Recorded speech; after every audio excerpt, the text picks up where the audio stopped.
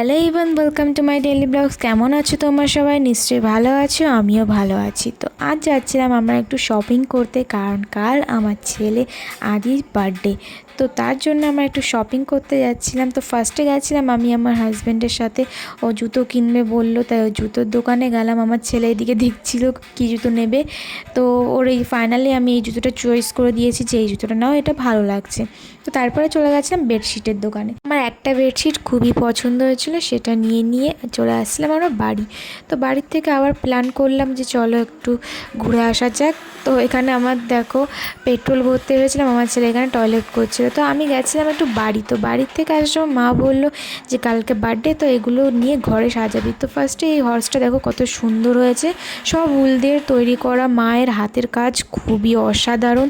আর এটা হচ্ছে ক্যামেল। তারপরে এই যে একটা বানিয়েছিল ক্যাবেজ, খুবই সুন্দরভাবে দেখো ফিনিশিংটা করা উল দিয়ে, এর মধ্যে আবার তুলো ভরা হয়েছে, খুবই ভালো লাগছিল। আর এই যে ছোট্ট একটা আধা কাটা ওয়াটারমেলন আর বানিয়েছিল, তারপর ম্যাঙ্গো, আমার তো খুবই পছন্দ হচ্ছে। আরও অনেক কিছু আছে যেগুলো আমার মা বানিয়ে দিয়েছে উল দিয়ে, আমাকেও দিয়েছে, আমার দিদিদেরও দিয়েছে, বিড়াল থেকে শুরু করে সব কিছু বানিয়ে দিয়েছে মা উল দিয়ে। দেখো